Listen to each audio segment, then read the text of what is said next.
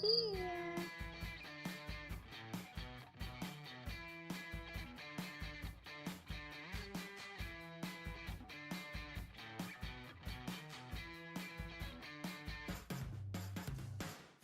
Good morning, good evening, or good afternoon, depending on where and when you're watching this broadcast. I'm Thomas Fessa, my friends, and this is Disclosure Tonight. Happy Thursday, July 30th. One more day left in July, and we've got, 5 months left until the end of the year. God, 4 months till Christmas, 4.5 months. What the hell's going on? Well, let's go ahead before we get to our Christmas presents. Let's go ahead and welcome in the audience. We got a great show for everybody tonight. Let's take a look and see. I hit it here somewhere. I get the live chat. Come on. And where are the people? Here are the participants. That's right. It's a live show. We got to welcome the participants. Who's here? Well, we got the Alchemist at the top this time, along with A. Phil. April's out there as well as Aussie. Good to see you, Ted, along with Australian. Say nar. All right, Banana Booey's in the chat, along with Brains. We got Cabriolet. This was a nice car, I think, from Volkswagen. Yeah, that was the ticket. Dan Larev's out there, along with Doc. We got Eliza Teal, Elvis Roten, Galactic Family Podcast. That'd be Jay. Geraldine DeRazio, Grateful Benny's in the chat, along with Hudson Valley Ron. I see Jan. Good to see you, my dear lady. J Cat Meow. Kiwi DJ's out there, along with Cos Studios. Good to see you, my friend, like Melinda. And Magna, Megan Betts, along with Michael Drews. Hey, Mom. Good to see you before you go to bed. Maybe you'll stay up for the late show. You never know. She does do that sometimes. Mississippian's out there. She's 97, one of our fans. 95, I'm sorry. Don't want to put 2 more years on someone who's that old. I mistake. No, she's 39.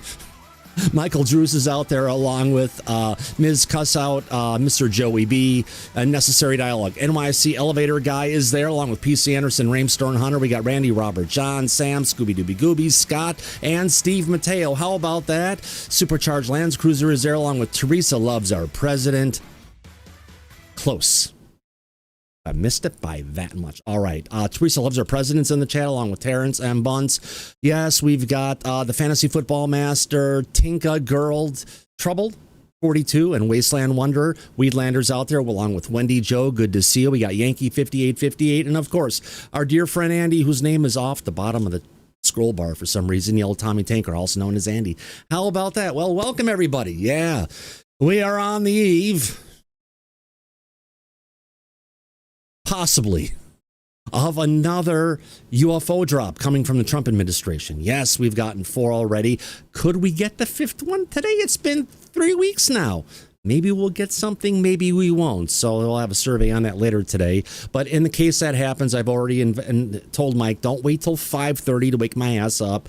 Get me up at 5, which would be 8 o'clock. I mean, he has to get up at 8 o'clock and check. Somebody does. Daryl, if you see it. Fuck it, early at 5 o'clock, at 8 o'clock in the morning, your time. Let me know. We need to find out.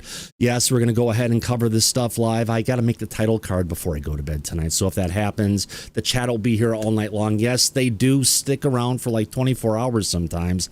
And it'll be one of their night celebrations to come together and just talk about UFOs all night. So if that's your shtick, folks, go ahead and follow that link, the link at the chat to the back, and we'll have a good old time. On that note, let me go ahead and say those 3 words. Mike, how the hell are you, my friend? Oh, I'm doing well, and it seems like we have a lot to talk about tonight, so it's going to be a good conversation.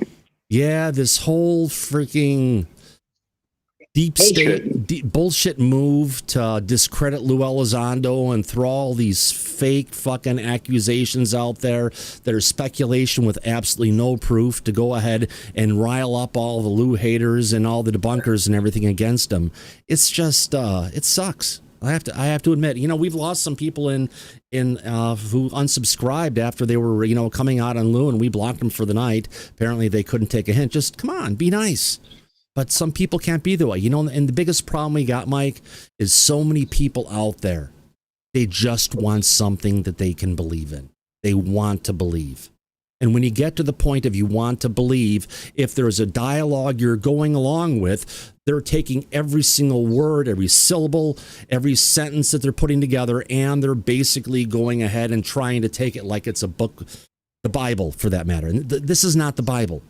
People are hearing things from a bunch of different sources that are speculative, and they're running with it, and they're passing judgment and jury. I mean, I've seen people saying, Elizondo deserves to be in prison for the rest of his life and blah, blah, blah, all this horrible stuff. They don't even know the guy. They don't even really know what's been going on, but they hear the rumblings coming from some Twitter celebrities or ex-celebrities, as they like to feel how they kind of handle things.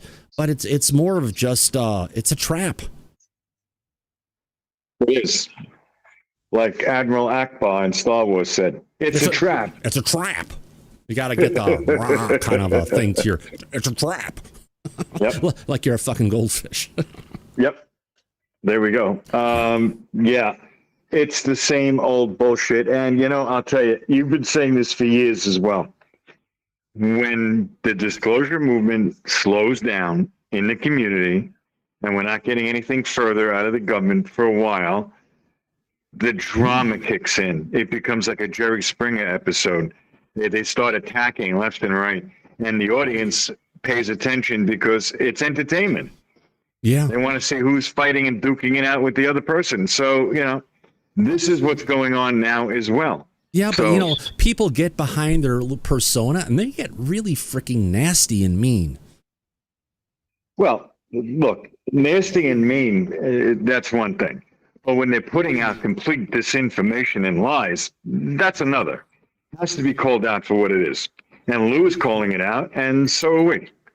Because we know what's bullshit and what isn't. And right now, everything that's out there, it's all bullshit. Yeah. I mean, trying to go ahead and say Lou was collaborating with Clapper, there's all these different statements that they had gone and made. Even Richard Dolan's getting into this, and he always says, yeah, the trolls are going to come after me on this.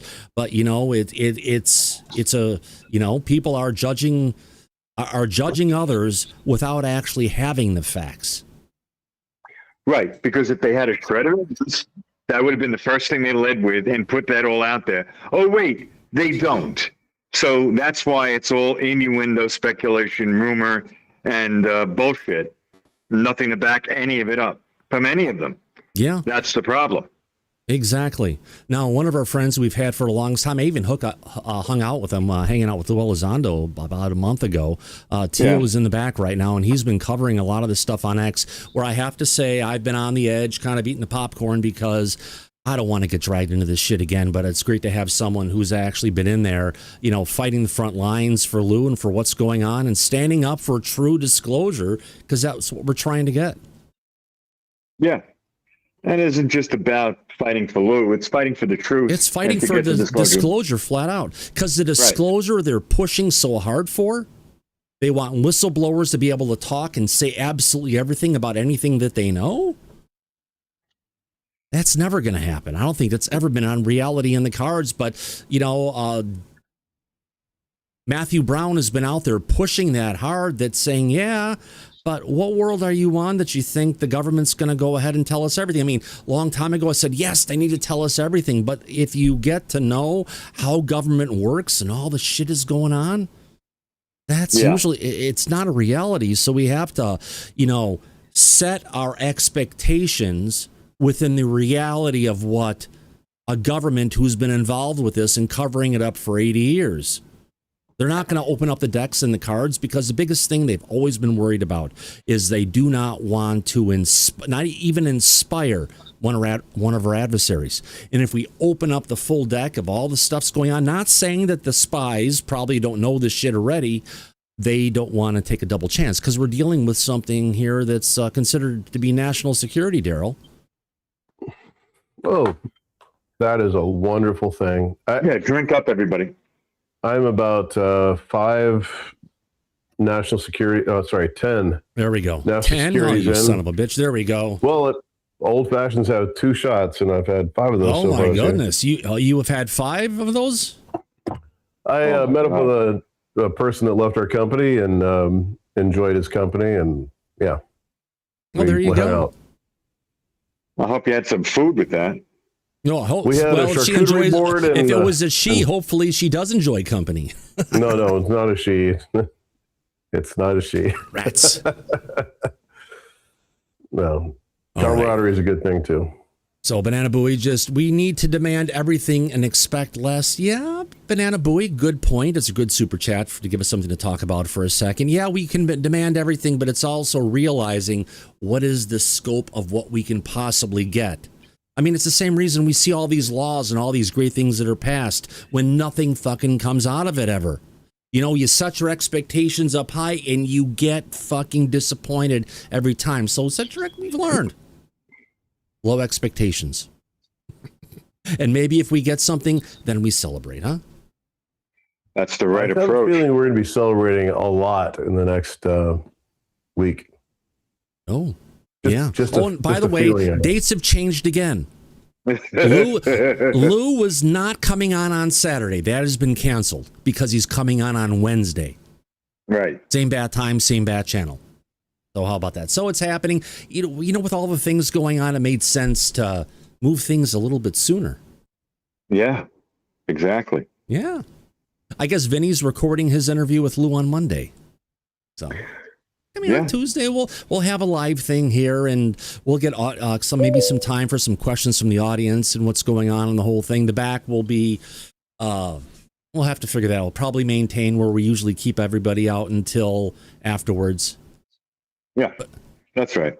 We'll get to the Q&A part of it afterwards. Is Vinny El Popo? No. El Pupo is Teal Red from X, and he's here to go ahead and talk to us. Great introduction, Daryl, to go ahead and talk to us about all the stuff that's been going on over at X and the fight for disclosure that he's been holding up against, you know, the trolls over there. Who are we talking about? We're talking about Pupacabra and Red Panda Kami. You know, who's out there to go ahead, or Red Commissar. Red Propaganda Koala. No, Red Commissar Commander. Commander, yeah, either way. Got to have fun with it. And a whole bunch of other ones. Even UAP Mike is back. The guy who was... he was harassing people online. He got hit with cyber stalking. So they're all into it. And they're even going ahead and talking. He's got some evidence to go ahead and bring up and talk about it, where these are the guys who have actually been feeding, potentially, Gerb, besides another person who's out there who is feeding Gerb these freaking lies. It's like it's a coordinated disinformation campaign that we're all seeing. But if you are the guy being fed the lies and you don't figure that out, I would question whether or not I'd follow that guy anymore, because I would lose all trust in his ability to filter out things. Yeah. Just what I'm saying. I'm not saying anybody shouldn't follow Gerb anymore, but you shouldn't follow Gerb anymore. No, I've listened to a lot of his stuff. He comes across as very intelligent, very probably autistic, maybe very smart in a bunch of ways. I've had programmers that work like him that are freaking geniuses, and they see certain things, but that can be part of the issue of why sometimes things turn out where they are. I have nothing against him, but right now he's being used. He's being abused by someone. Yeah, I agree too. There's been so much going on. I've been meaning to come on your guys' show earlier, but there's just been so much going on at work and stuff. But it was an awesome time, Thomas, hanging out with you guys. You know, meeting you and hanging out with Lou. It's funny that people say, "Oh, that Teal guy, he met Lou once." I didn't meet Lou. I mean, we all hung out. I mean, we didn't really just meet each other. Like, we hung out. And I'm not here to just talk about me, but since then, Lou's followed me, and I'm not saying he endorses anything I say. Anything I say is me and my own opinion. It has nothing to do with anyone else. Right. Bingo. Same here. Any of the stuff we've been doing here isn't because we talked to Lou and Lou said, you guys go ahead and do this shit, whatever. No, we operate on our own accord because, you know, we're for disclosure and whatever it takes. If that's the operation of disclosure, you want to call it, and we're all individuals coming together, you know, it's like the Hall of Justice. Oh, yeah, exactly. And what I've uncovered is I love using these terms. They're kind of new terms, but self-reporting. These guys, they love to so Pupacabra, Red Panda Koala, they love to self-report. And so they kind of did that last night. And I want to say, I'm defending Gerb. I'm a friend of Gerb. I just think he made a mistake. And I'm trying to word this very carefully because I don't want to, use certain names, but Gerb is a great researcher. I've been following him. I've watched all of his videos. Yeah. And I used to be in landscaping, and so to use a good example, you go out into an orchard, a big field of avocados. You have a couple trees that are infected, with like spider mites. If you don't go and take out those infected trees, or you deal with them, it is now going to infect or could spread over to your whole crop. And so what I think is that Gerb is a great person, but just like me, I've made a ton of mistakes. And I think that people are trying to use him because he is, really talented person, and his videos are really, really great. And so what I see is people are hijacking him. And I really want to say, there's so much I want to say, but I want to say it's bad on Ross. Like Rob Jones. Yeah. Speaking of somebody that's hijacking him. Yeah. If someone's been an investigative journalist and someone comes to you with information, you need to vet that information. Well, didn't what do you call it, Gerb get hooked up with Ross through Rob Jones? Maybe, possibly. Well, speaking of Rob Jones, I was friends with the guy. Nice guy. Love him. He's a nice guy. Him and I, we disagree on certain things, but I'm able to look aside from that, and we followed each other. And I even sent the guy money when he was moving. He was asking for help. I sent the guy money. We had a disagreement on Lou, and I'm like, hey man. I remember I sent him a DM. I'm like, hey man, this is not cool. Like, you guys could just do this privately. And he blocked me, basically, after quote tweeting me and blocking me. And so that's my biggest thing. Well, maybe some of the stuff we've heard from Rob honestly feels like it's rooted in TDS a bit. It could be. Wait, what's TDS? Trump derangement syndrome. Oh, yeah, Trump. Yeah, that could be. And everybody also wants to go ahead and push Lou as this right-wing kind of guy, and he's not. Oh no, he's not. And like the funniest thing is, I read FOIA documents. So if people don't know who I am, my name's Tio Red. I have different pseudonyms online, but I have a couple different handles. But I've written 6 articles now on Substack.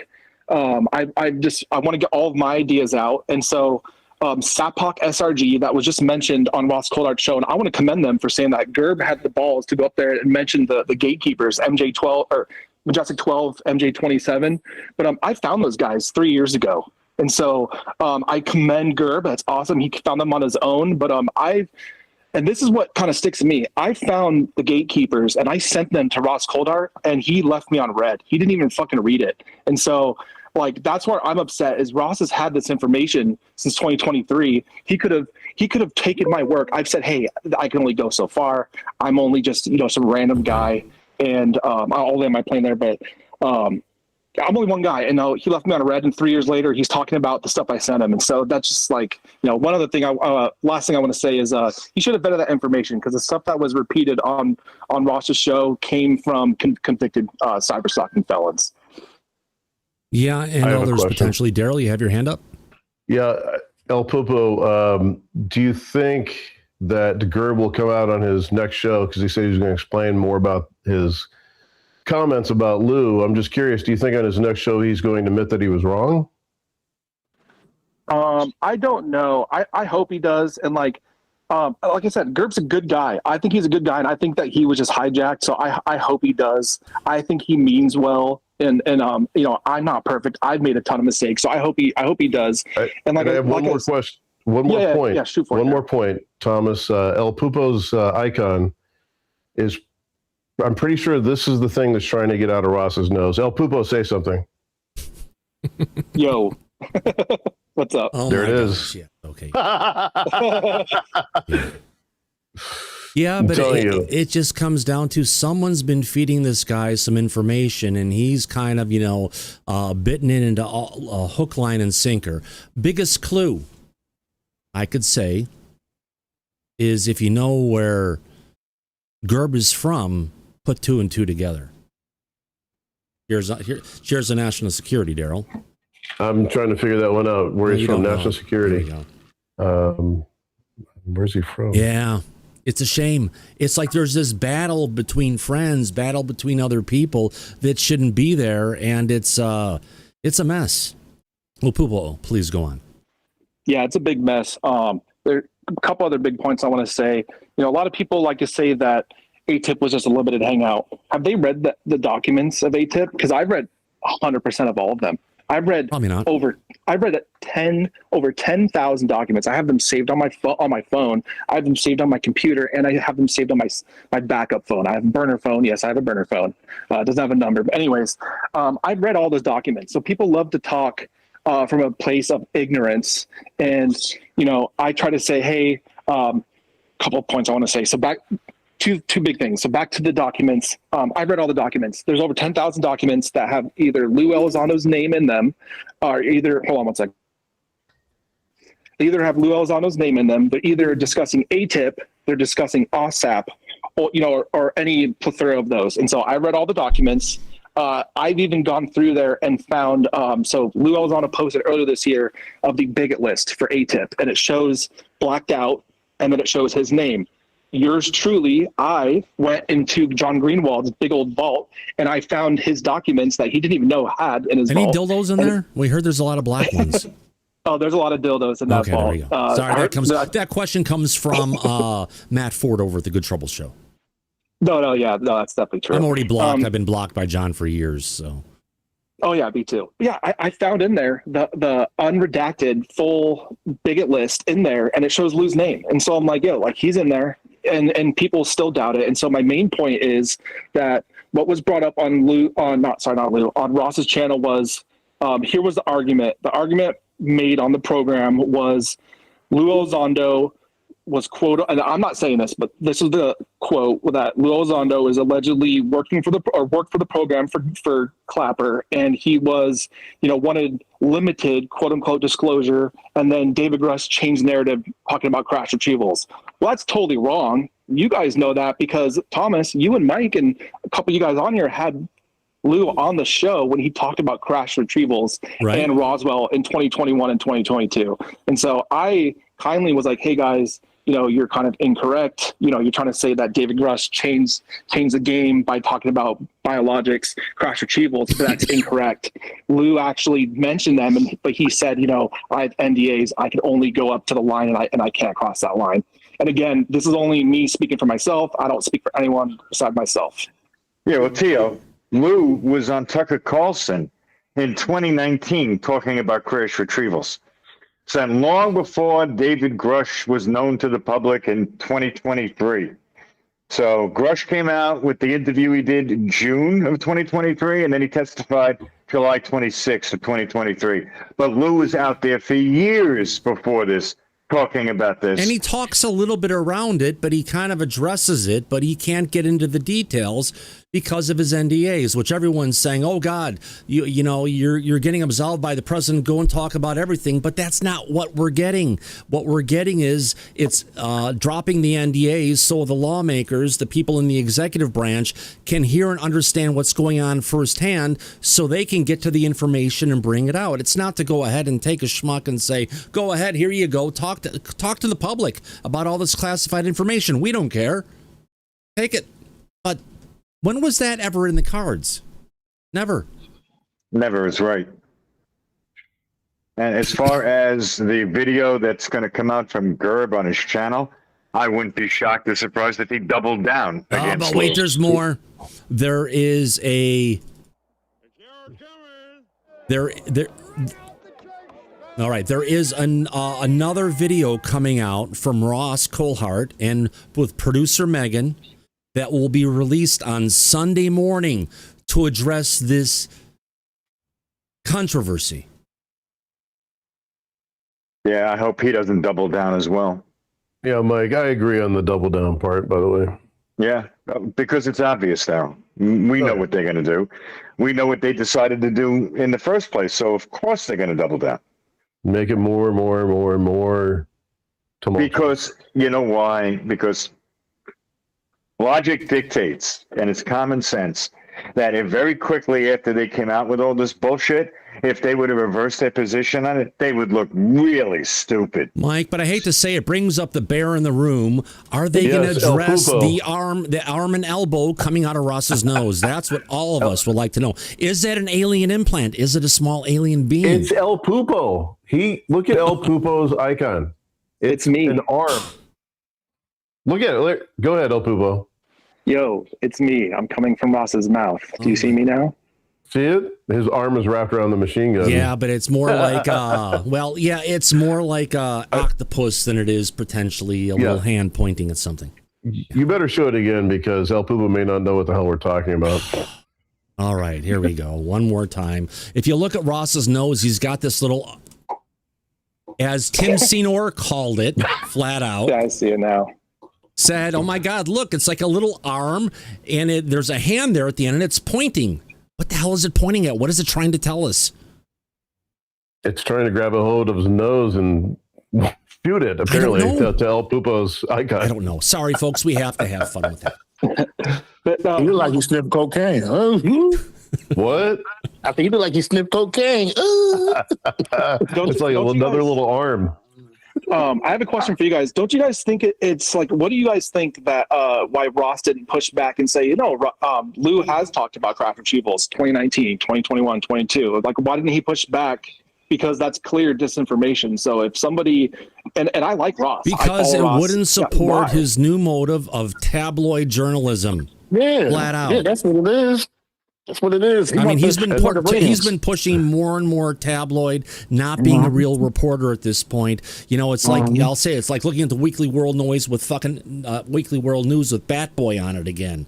You know what I mean? But El Pupo, that's like the 100th time I've heard people say that. Like, I really like Ross, but the shit he's doing right now is not good.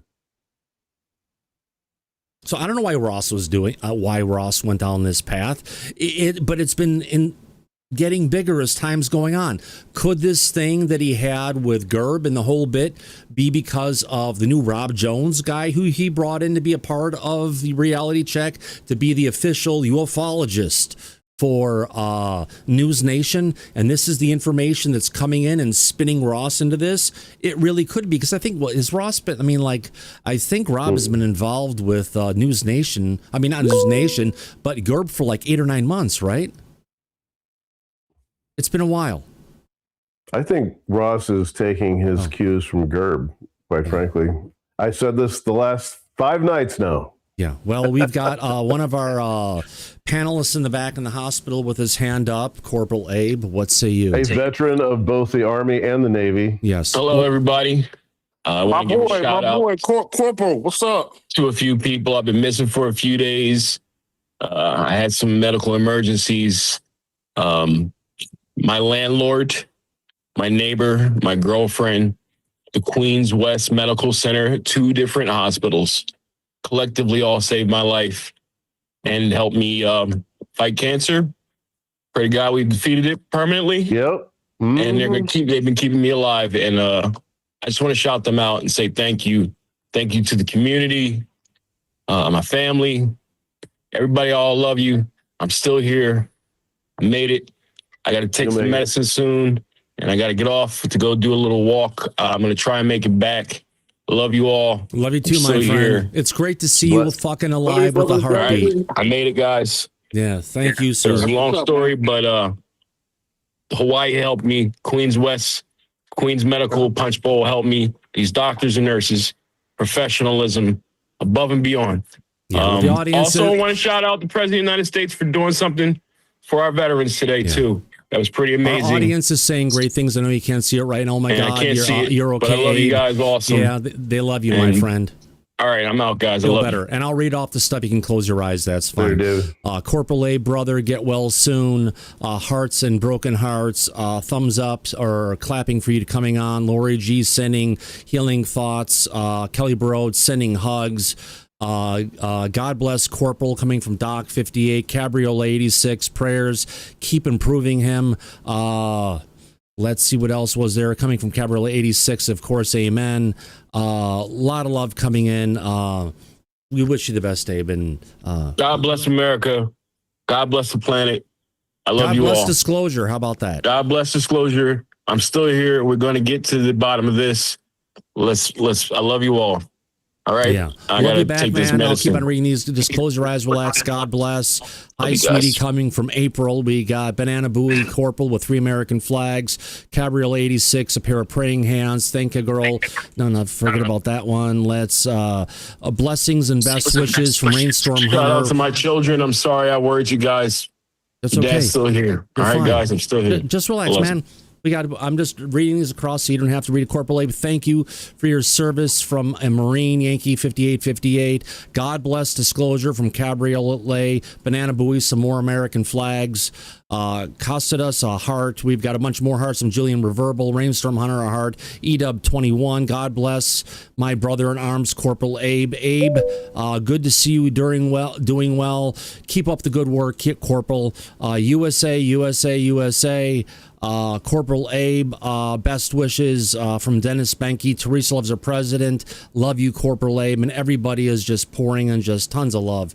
And even Lou is going to be reaching out to Corporal Abe just to go ahead and, it's all about keeping your mind and body and spirit together, give you something to feel good about. And that's what we're trying to do no matter what we can do here. And you know what? I just have to say, the guy is a veteran of both the Navy and the Army. The Army, correct. And, everything that we want to see different in government is what those people, Abe specifically in this regard, they put their life on the line to defend our rights. And we owe it to the veterans to go make sure our rights are defended. You're absolutely right. Man. You guys are making me cry, and I appreciate you all, and I love you all. You make me cry. And I'm sorry I worried about you. I'm sorry I worried you guys. Trust me, I did not plan for it at all. It happened really fast. But again, shout out to those people and this hospital system here. Man, these guys are professionals, and they saved my fucking life. And I love them for that. And I've been harassing them all day about ice water. Bring me some damn ice water. It's not... No, but I'll bring you some ice, not the water. How about that? Wow. His nose looks better than Ross's nose, says Banana Buoy. All right. So Ross got that cocaine nose. It's like the little hand to grab it and bring it in. I don't know. I don't know what you guys are talking about. That sounds hilarious. Sweaty, you and I are going to party someday, I think. Ryan, let's get to you, but I want to get back to El Pupo and what he's been working on because it's really fucking interesting. Yeah, I have a question for El Pupo. If what you're saying is true and Gerb is being led down the wrong path by somebody, who do you think is doing it? Do you think it's just the trolls, like the cyber trolls, or do you think that it's somebody else that we've never heard of? Thomas, that's a very great question. I've been waiting for someone to ask me this question, especially publicly. I have been told, and I won't say who my sources are, but you guys all hear the government loves to say, "Oh, sources and methods." I got my sources and methods too, and through my sources, I have been told that. Well, I told you guys, and I sent you the clip, I believe, Thomas, where Red Panda Koala said, while talking to a two-time convicted cyber stalker. Who stalked people in the community. One of them was a woman, but that's a whole story for another time. He said, "Hey, Panda, I'm sending you this clip." And then Red Panda Koala, we all know this guy on UFO Twitter, UFO X. He says, "I'm going to send this video to Gerb," and that's where I'm like, dude, this guy's poisoning Gerb. That's sus. Nobody should be listening to this dude. And I took a screenshot of the space. You can see him there, the UFO comeback kid. And I have to hound this point down. And I even tweeted it out today. And James Fox, he has no idea what's going on. James Jesus Fox Christ, is like, all of the fucking things that you sent me on my phone, none of them are on my Mac right now. This is wild. Once I get done here, I'll send them to you here in the Google chat. I can just send them to you from there. It's why you need an Android.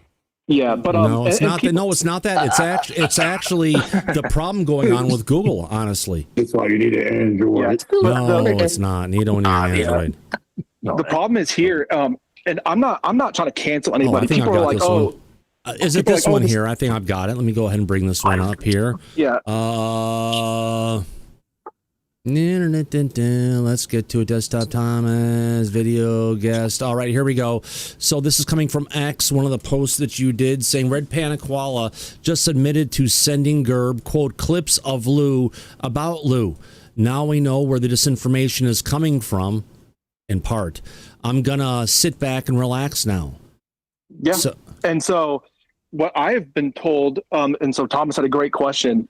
Or who, I don't know. I think it was Ryan. Was it Ryan that was talking? No, it was Daryl. No, it was yeah, Ryan. Ryan asked a question. Yeah, Yes. yeah, Ryan. Ryan, what was your question? Your question was like who do I think is involved or doing this? Was that right? He's working. Okay, but There he is. Say that. do you mind asking your question one more time, Ryan? Assuming Gerb is being led down the wrong path by somebody or convinced that this is going on with Lou, which it isn't, who do you think is leading him down the wrong path? Do you think it's these trolls, these guys that sit in their mom's basement on X, or do you think it's somebody else? I think it's a combination of both, but let's see what Tio has to say. Yeah, I think it's a combination. I don't know for sure. I'm just speculating here, but we just know for sure. Red Panda Koala just admitted to it. That's the same guy that spread around for years saying that, and this is horrible to say this, he lied and said that Lou Elizondo sexually assaulted 2 women. Totally unfactual statement, totally lie. And he still denies that he said it, but you've got it on recording. He still denies it. I have over 20 space recordings of him talking about it because y'all know up in my field. I remember all that shit going on. So does Mike. That's when there was a lot of stuff going on. Yep. And so to answer Ryan's question, he's getting his information from basement dwellers. Red Panda Koala.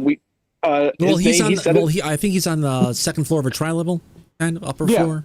Yeah, and so once he gets done getting his dino nuggies, and asking if it's okay, he can stay up a little bit later. He goes and sends clips of bullshit and tries to sully good people's work.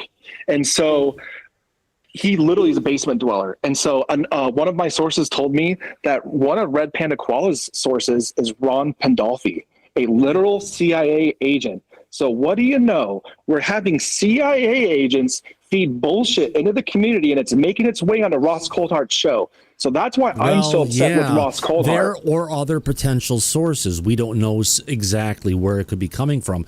That's one source, but it could be somebody we would never suspect. Oh, I would suspect him. Yeah. Yeah, it could be too, but I believe it's a combination. I know for sure one of them is Red Panda Koala. He's getting his information from literal felons who harass people in the community. That should be suspect enough. And so I think I answered most of your question, but I hope Gerb will apologize. He's a great person. I followed a lot of his work, but just like him, I've made mistakes too. And when I make a mistake, I own up to it and I apologize for it. And, unfortunately, this is how I operate. We're humans. We're not perfect. Humans. Did you know that doctors don't perfect medicine? Have you ever seen a doctor that says, I perfect medicine, right? What do they say? I practice medicine. Because when you're practicing, sometimes mistakes can happen because you're not perfect, right? Nobody's perfect. Everybody makes mistakes in judgment and lapse and different things that's going on. Even saying, well, I'm good enough to drive a car. And you're not. Right? Yep, exactly. And so that's why, like Gerb and I, we're researchers on our just like you, Thomas, this isn't our main job at all. We all of us in here, we all work jobs. This is something that we love to do on the side. And we're very passionate about it. A lot of us here experiences abductees. I'm checkbox all 3 of those. Yeah. But that's why I put so much. That's why I'm so upset with Ross, because this is Ross's full-time job. Ross has Lou's number. He's had Lou on his show. He knows Lou's been talking about crash retrievals. So for him to even entertain that is just like, come on, man. But he's a captive individual who's being paid a full-time job and a salary where they demand a certain amount of views and interaction and revenue coming in for what they're investing into him. So if he's not bringing in the big salacious stories and all these things that are bigger than what they should be to bring in the audience, because everyone wants to hear what Ross has to say, he doesn't get to keep the job that he needs because he's never been able to afford anything in ufology on his own because it doesn't pay. So when he's got the paying job for it, they just built him a brand new studio, right? in DC for all this stuff. And this is where all this stuff is going on. I mean, Gerb came in and interviewed with Ross. There were pictures of Gerb in the News Nation waiting room in DC on the same day, I believe it was, or the day after that conference that happened from the disclosure.org, the Disclosure Foundation. They had that stuff going on in DC. And the next day, or the same day, they went and they recorded enough video footage where I believe Rob Jones from Rob Jones Reports, Gerb's friend, works for Ross, came out and said, we recorded enough content from Gerb for us to have that'll give us, content for the next 2 months. And not only that, but these videos and the interviews that are getting put out there from us, it's not just News Nation. If you look on YouTube, it'll say News Nation and UAP-Gerb. So they're but working only together. on the interviews with Gerb are they doing that. And that's the first time News Nation's ever done that. Yeah, they won't share airtime with anybody. So they're working to actively build Gerb as a personality who may also become another regular on News Nation. Because the interviews with Gerb are a lot more compelling than the interviews with producer Megan. Megan asks Ross the questions. Now Ross has someone who he can bring on and ask a ton of questions. Apparently, again, they've got 2 months of content of that. So back to you, Poopo. I'm sorry we keep on Go ahead, Theo. distracting. Oh, no, it's all good. I think I pretty much said most of it. That's why I've come on here and I've made mistakes, and I've posted stuff that was like, an AI video, and I was like, I didn't think it was AI, and then come to find out, okay, it's AI. I go on and I make an apology, and then I'll leave the video up. That's just me and who I am. I don't go and erase my mistakes. I leave it there as a reminder because you don't learn as a human being and me as a man. I don't learn and become a better man and a better human being unless I make a mistake. I can grow and learn from it, see what I did wrong, and then I can, move forward. And so I've done that. I just hope people can apologize, move forward. And Lou said it. He said it before. He said, Ross, you have my number. You can just call me. And so I guess you guys, Daryl and Thomas and Mike, you guys all have really good points that it sounds like they're just going for clicks, which is highly unfortunate because I thought we're all here for defending whistleblowers. Well, that's where News Nation is. And if they're trying to increase their footprint, the only way you're going to get these salacious stories is to make stuff up. Yeah. And if they want real stories and headlines, I can give it to them. If they want to actually go, they like to talk about the, what's his name? Tim Burchett. He always says the cabal, the deep, or no, he says the deep state. I can give you guys names. The man bun guy, yeah. Yeah, people love saying deep state. They love saying cabal or the legacy program. If they want names, I can give them names. I'll go on a stage and name names. I'm not under NDA. I'm not under anything. I've taken an oath for my job. I took an oath at college. I did with my grandfather's Bible. My grandfather who served in World War II. And over the U.S. Constitution, I took an oath over the U.S. Constitution, for my job. And I take this shit serious. And it looks like people just don't take it serious anymore. So yeah, that's why I'm a little bit fired up. I think I pretty much said everything. But thank you, sir. I'm still going to be here. I just think I pretty much said all I can for that. One last point I do want to say, I don't know what are people doing? These basement dwellers are getting together and they're like rubbing their hands together. They're like, guys, you know what? The witch hunt 799 didn't work. You know what? I think witch hunt number 800 on Lou is going to work. Let's start flinging shit at Lou. And so they start flinging shit at Lou, and it pisses me off. It makes him upset. And the really thing that pisses me off too is the growth that they've seen in their segment. And even in the audience that's been here on Disclosure tonight, didn't know they were out there, but you start bringing up Lou and just all the hate and just the messages they put up and what they say. And it's like, I'd say to Ilya and Omar, would you say that to your brother? Or would you say that to your mother? What? Oh, yeah, never. Oh, my God. Yeah. El Pupo, I love what you said. You will come on and you'll give people what they want to hear, but unfortunately that's finite. And the problem with Ross is he is in an infinite mode of needing to come up with stories. So He's told every story there possibly could be. Now he's making shit up until the next bit of stories come out. It's exactly what Thomas said. You got to pay for the studio. He's got a contract, and it's sales, man. The more clicks you get, the more people that are watching, the better you are. It's all about ratings, period. Yeah. There's an old saying in journalism: if it bleeds, it reads, and that goes back 100 years. So it's still true today. If you have a salacious story, people will click in because they want to hear more about the drama, even if it's not truthful and there's no facts behind it. They like the entertainment factor of it. So if News Nation wants to turn into the National Enquirer or the Daily Mirror in the UK, let them. That'll be their undoing and their mistake. Well, even one of our friends of the show, I've reached out to say I'm going to be playing this in part or in whole, and for his permission to get there, but we're going to run with it anyway. If you look at anyone who would be the independent disclosurist, right? Not with Lou, not with anybody else, not in Team Grush or not against anybody else. He's there for disclosure, right?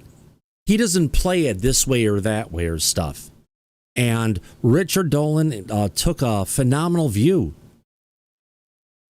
on how this goes. So, I think we've got something here to watch, Mike. Yeah, we do. This is a good interview. Yeah, let's see what Richard has to say. All right, Teal, you'll be around here for the rest of the show talking about this. Thank you very much.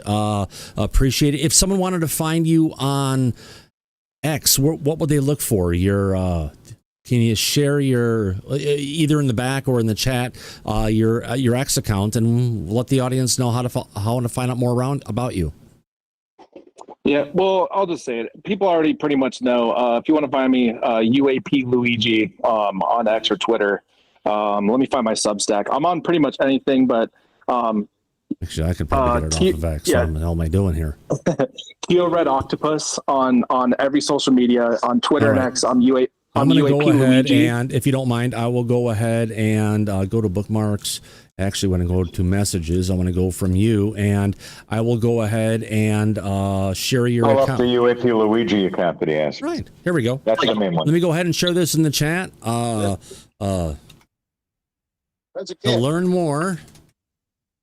Yeah, if you want to learn more, if you click on my profile, I have a Substack as well. I've written a lot of articles. One of my articles is it's 20 pages long. I think it's 10,000 or 15,000 words.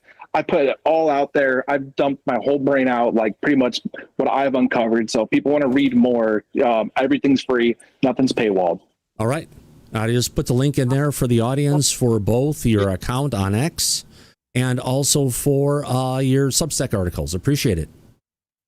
The mother is thank you guys. Yeah. Oh, already found. The best thing for the kid. Onward and upward, everybody. So on that note, I think I've got a video here. This one's coming from Richard Dolan, Intelligent Disclosure. Here we go.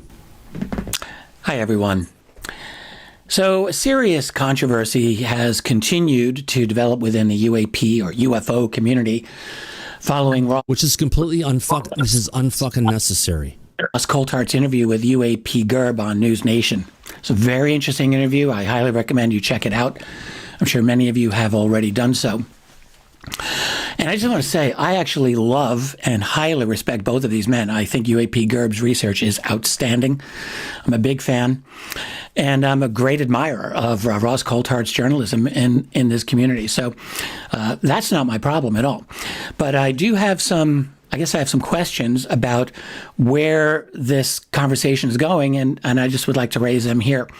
So basically, Gerb alleges that Luis Elizondo participated in an earlier effort to control the disclosure narrative, and I think that's really the right word to use for it, and may now be under consideration for a senior National Security Council role, something like a UAP czar, as it was called. As far as I can tell, there hasn't been any public confirmation that Elizondo has been offered anything like that or received such a position. So Gerb says he's likely being tasked. Maybe that's true. I really don't know.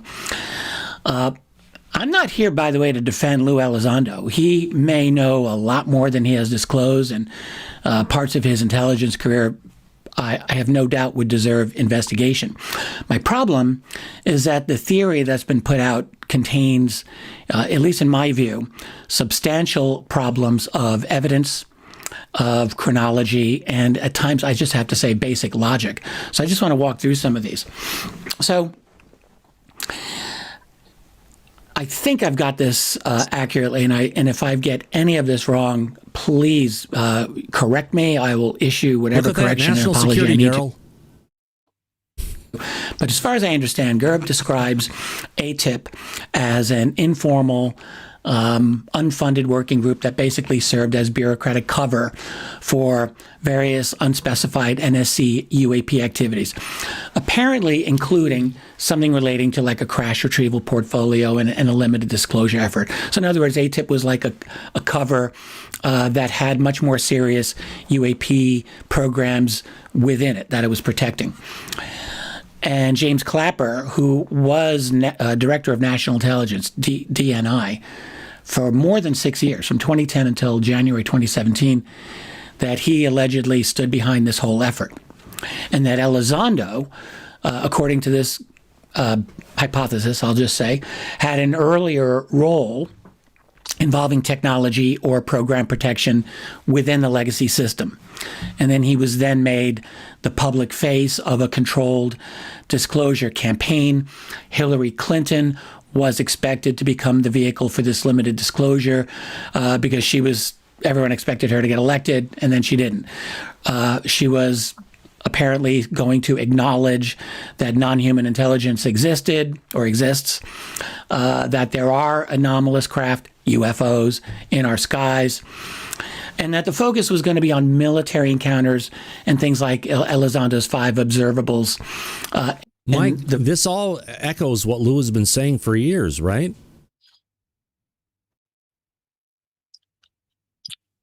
Or Daryl? I guess not. We lost them. Mike was not on 100% is what I said now 3 times. So actually it's 300% agree with this. There we go. Thank you, sir. Yeah. Real point was to keep crash retrievals and reverse engineering and everything related to that, the whole like institutional structure and all the people controlling the programs, that was all going to be hidden. So I was just going to talk about more of the surface level aspects of this phenomenon rather than get into the weeds on the crash retrieval project.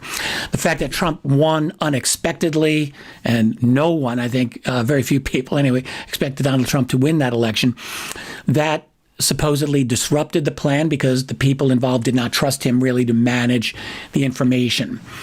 Gerb also argued in this interview with Ross that David Grush finally, in 2023, broke through basically the permitted boundaries by publicly discussing crash retrievals and reverse engineering, and then talked about biologics and everything else.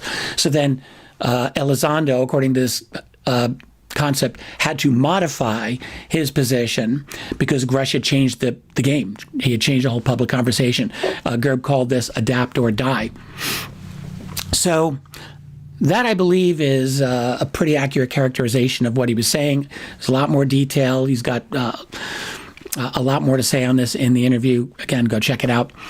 So I think I understand what he means by the controlled narrative and what it was intended to reveal and what it was supposed to hide. What I still do not understand is why anyone protecting a retrieval program would initiate this type of a strategy.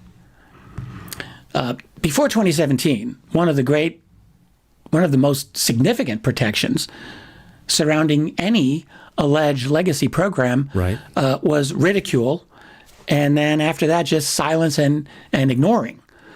And the thing is, as long as UFOs remain culturally disreputable, any claims of crash retrievals were easily just brushed aside without any bother to investigate. That didn't change until December of 2017. El Pupo, I see your hands clapping on this. When your thoughts? If I could ask. Oops, sorry about that. I accidentally alt tabbed down. Already this is what I don't get. It's already inaccurate. Even Dolan's making a mistake saying, "Oh, that's pretty accurate."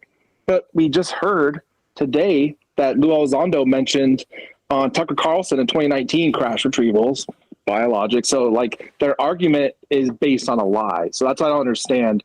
If you're going to go and accuse somebody, you say, hey, this person stole, $1,000, and you know for a fact they didn't.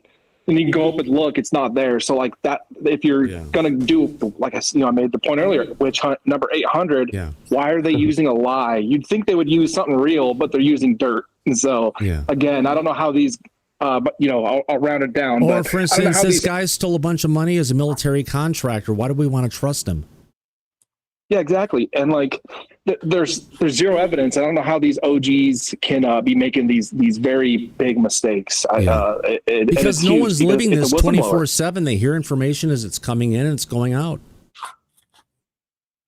Yeah, right? Yeah, that was basically my point, though, is that already Dolan, I'm gonna probably agree with him, but yeah, he's already starting off with a false premise. Well, let's see where it goes. Here we go. That was when the New York Times put out the 2 articles, one on ATIP and one on the Tic Tac UFO encounter, the Nimitz encounter. And at that time that we learned, like, the Pentagon had a program on UFOs. Wow, they denied it all this. Yeah, really quick thing. Cindy Fieldholler says off in the chat, and I just replied to it. I'm not excited about any of this. Neither am I. This is a psyop. This is a distraction. This is something to get us off of focusing on disclosure and what we can get. We're getting a lot of false hopes being put out there and raising up people's expectations and the falls saying, oh, you're not going to get it. And then on the other side, you're going ahead and having people accusing someone like Lou going against a whole bunch of other things that are contrary to disclosure, say he's part of the problem, he shouldn't be in there, and that's a fucking lie. Seriously, what we're dealing with here is a freaking psyop from multiple sides of it to go ahead. I'm not sure why they want to go ahead and say Lou shouldn't be in this position, to go ahead and be the UAP czar, and Rob and Gerb and everyone's saying that needs, and even not Dylan Borland. I saw stuff, I think, from Matthew Brown, the whistleblowers out there saying, oh yeah, Grush needs to take that position. It just seems like there's an orchestration against Lou to try and get people behind a disclosure reality that's never going to happen. But who do they think they're finessing? Are they thinking their message, their bullshit, or whatever you want to call it, is getting to Trump? Do they think that they have a direct line to Trump? I mean, who do they think that they are finessing? They're trying to go ahead and deride the public opinion. The court of public opinion is who they're trying to attack. But the public doesn't make these decisions. I know, but the public always reacts to it, right? Yeah, that's my biggest premise too. Is that we can debate all we want, but Thomas, you're right. This is the psyop. The psyop is us debating who we want to have the UAPs are, instead of us actually talking about the legacy gatekeepers, like I mentioned. And Daryl, you're exactly my point, spot on. Why are we even debating the UAPs are? And if and when it is appointed, it is an executive appointment by the executive branch. That is Trump. Do any of these fools think that they're getting up to Trump? No. If anyone's getting up to Trump, it might be David Grush or it might be Lou Elizondo. And so their point's mute, basically. It just makes the air. I think the answer to that question, to my own question, is it's human nature. Yeah. Human nature. It's jealousy. However, I have heard heard certain people's in disclosure whose name who may rhyme with brush has been called a megalomaniac. What do you call it? Megalomaniac. Thank you, megalomaniac. Exactly. Wouldn't come out right. And that came from Ivan Hanel, working one-on-one. Wow. Yeah. So we don't know where any of this stuff is coming from. All that we're looking at this point, no, Avi is not the fucking head advisor to Trump. And in what fucking fantasy world are you coming from, Sam? Yeah, just saying. You know what time remind me of? It remind me of somebody's telling somebody one thing and they spreading, like the narrative or the lie to another person. That person taking that. Sleep well, my friend. And it's like, it's crazy, man. Yeah. Like to remind you as you're walking around the house and different things, make sure to turn your microphone off because otherwise your camera gets stuck to you walking around the house. Oh, me? Yeah, you. We got tired of looking at your ceiling, so I had to turn the fucking guest camera off. Yeah, a camera may be more head on versus like to your crotch because nobody likes to see a cucumber in sweatpants. Just saying. My bad. Sorry, guys. Oh, but wait, we're the place that's known by... Tell your doctor about lightheadedness, weakness, fever, pain, tenderness, redness, or swelling between the anus and genitals. God damn it, we got to ask. You know, we played this warning for the longest time, and Abe never watched the warning. I'm just joking, Abe. Good night, my friend. We love you. We got to make fun of you to make you laugh. Yeah, that's me. You're the one who said, yeah, we got to bring it in. I went and I cut it out. You were part of that. Don't blame me. This came from Mike and Sweaty and Daryl. You go items out like that, bro. I mean, where do you think fucking Avi Lube came from? That came from Wes Decker. Yeah, well, that's and true. now I made the bottle with real Pupo, lube. El Pupo, I hope you see a different side to Disclosure this evening and come back and join us often. Of course. Yeah. Oh, I do. I definitely will. I've been so busy these last couple of months. I've been dealing with health issues as well. And my wife's starting a job, but no, I love all you guys here. Yeah. I feel safe here. You know, I'm an abductee and experiencer, and like, yeah, but El Pupo, we haven't hit a buffet yet. We haven't. We'll have to hit one. But yeah, no, I'll definitely come back around more, and I'm definitely gonna be hitting up the show next week. I heard Lou might be coming around, so I'll definitely be popping by to say hey. Absolutely. Lou will be here on Wednesday, Tio.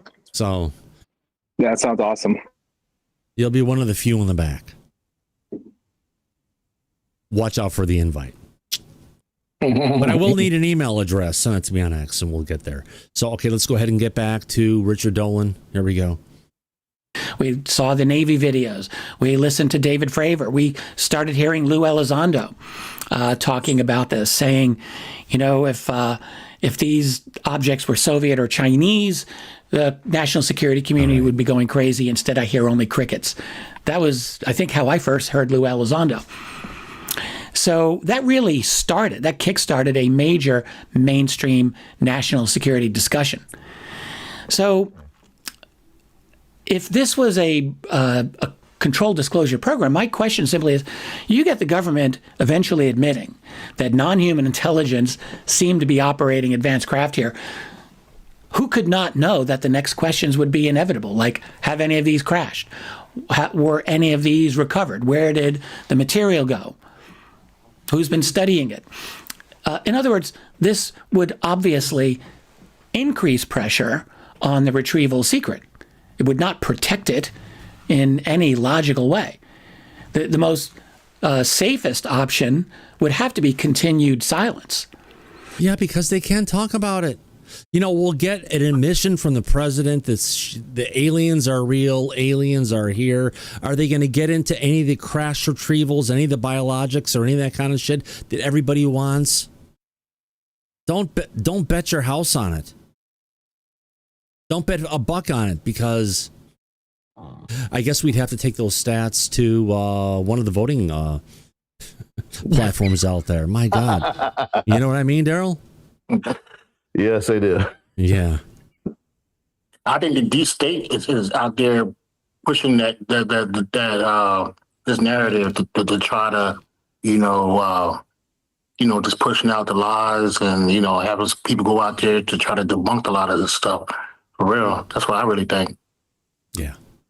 It's a fucking mess. Let's watch a little bit more of this. And then I've got it coming down. Dr. Phil has an episode out on the psychology disclosure. We can get in part of that because there was a new article that came out from the Disclosure Foundation today to coincide with that, talking about a national preparedness framework for the human consequences of disclosure. So let's take Richard, put him on ice for a bit. Let's go ahead and say, yeah, this is what we're about to talk about. Oh, Jesus Christ, you're not going to let me download it, you son of a bitch. All right, so let me just get across to here. That's in Chrome. Let me get across to Brave.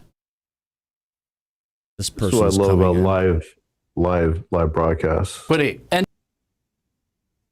All right. Dr. Phil podcast, The Psychology of Disclosure. They respond to how they... Yes, here we go. This is a psychologist who's involved in the, the disclosure.org, the Disclosure Foundation. So she's a person who put out the paper that came out today that I just had up on the screen for a brief second there. There we go. A national preparedness framework for the human consequences of disclosure. And you know, it's going to talk about the National Disclosure Preparedness Strategy should be to develop a scenario-based planning for successive forms and stages of disclosure, assess societal institutional preparedness. It's all the stuff we've been talking about. Danny Sheehan's talked about many times in the past. Let's see where this goes. Here we go.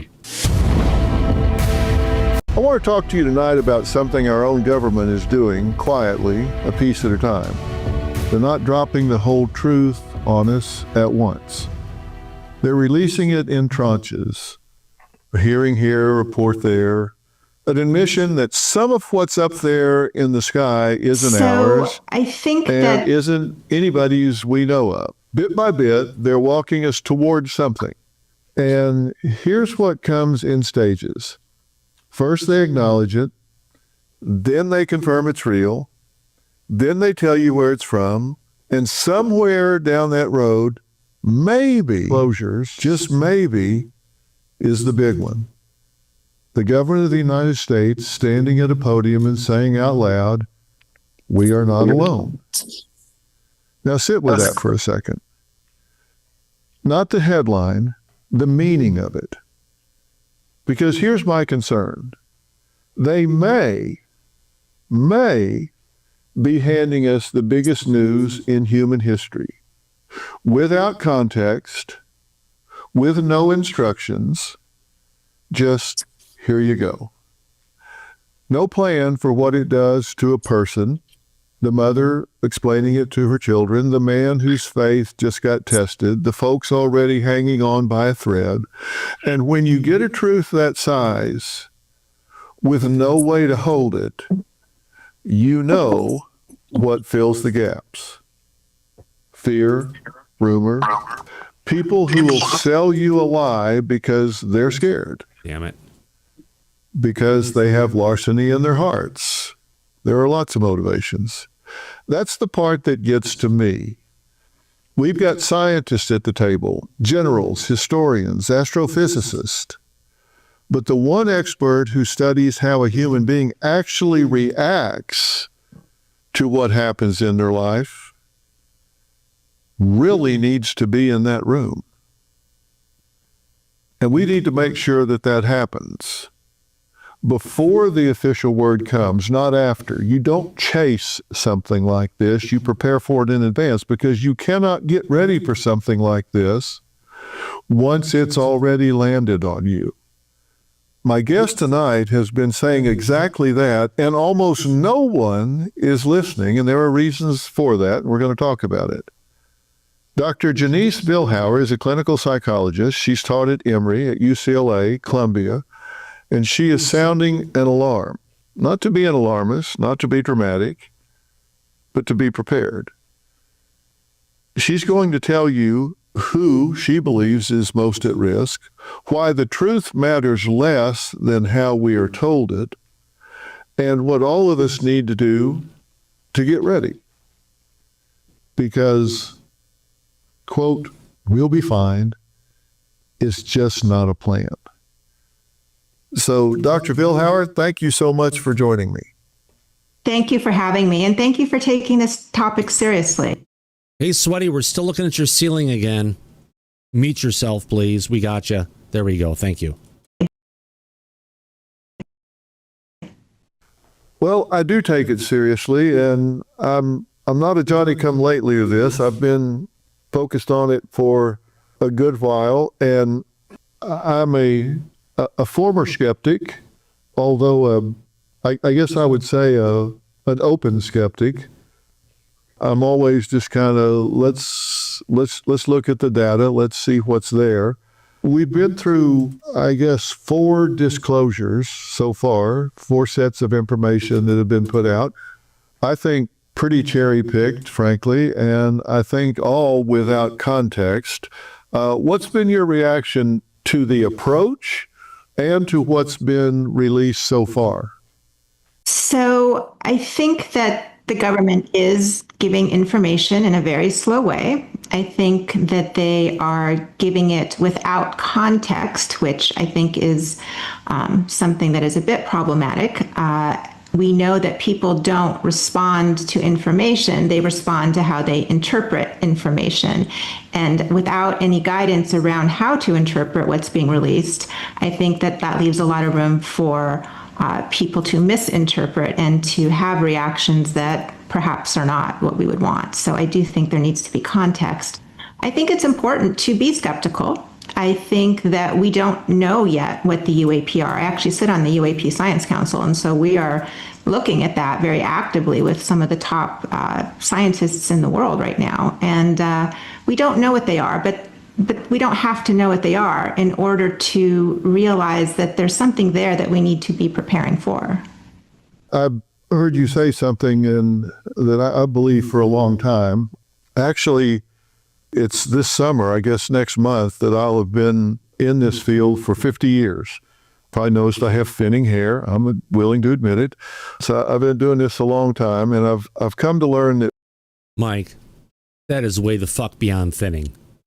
Oh my God. It was thinning about 35 years ago. That's like the Chrome Dome. Yep. He doesn't even have a comb over. But he looked like, what is it, Mike, who's the guy in the Senate again, Mike Rogers? Yeah. Yeah. Yep. Good or point. like Ross Coulthart, we saw he's got a big comb over going too. He does now. Yeah. Yeah. By the way, Thomas, this is one of your American scientists on the UAP Science Council. Who? This lady. Well, she is. Well, she's from the Disclosure Foundation. Don't blame her on me. I didn't choose her. You were just saying, you were talking about how there are so many international people and not national people. She's one of your, I believe, 3 national people. Well, about damn time. But, she can hang out with Gary Nolan, and he will show her the time of her life. Yes, and I want to go on that trip, too. As a straight guy, I want to go on that trip. I get along well. I just want to go. There we go. You just want to have some fun. Just want to go. Great oh my God! Guys just want to have fun. I want to hear Gary Nolan let loose on what he actually knows. Yeah. Yeah. There we go. Oh, he'll let loose on that cruise. All right. Be prepared. Bring Bobby Lou. Yeah. Plenty of it. But is it me, Thomas, or is the shadow that seems to be reflecting on Dr. Phil's jacket make that white jacket look like he was rolling in dirt? It's the way the lighting is set up with his green screen. It looks terrible. I wouldn't set the lighting up like that. It's very noticeable. Could be a goat splatter. A little bit, yeah. I'd fire somebody over that. Well, just give them a very stern talking. If you ever see this shit on camera, it's going to happen. Fucking stop me and have me change my fucking coat. Really? We can all go into business as style management for Dr. Phil. Yeah. Style management for Disclosure, Daryl. Yeah. We care about Phil. More than the mustache I had with my goatee. So there you go. He does look like Mr. Clean. Not Mr. Clean, but the Scrubbing Bubbles guy. That's who he looks like.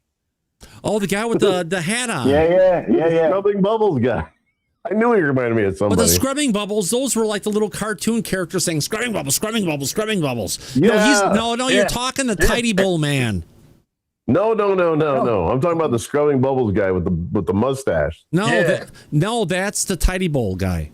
No, Tidy Bowl guy did not have a mustache. He had a blue blazer and a white shirt, turtleneck, I think. Yeah, turtleneck. And his captain's hat in bowl. Well, send me a link and we'll figure it out. All right, Thomas. React to what happens in life. They react to what they say to themselves about what happens in their life. And most of what people know about this subject right now is fictional.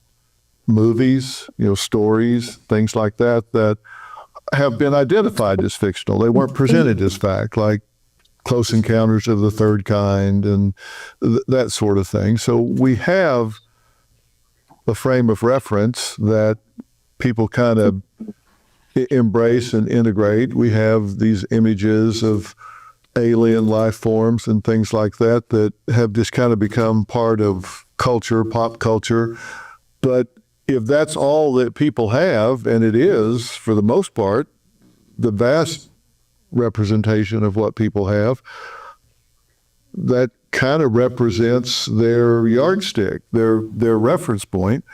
And what we've been given so far are grainy videos with white dots. I'm brave. No, I'm not. I'm brave. Hold on. I have to do this. Prove my point. Hey, Thomas. Dow bathroom cleaner tackles the dirty bathroom. Almost everything in the bathroom with scrubbing bubbles. Scrubbing bubbles.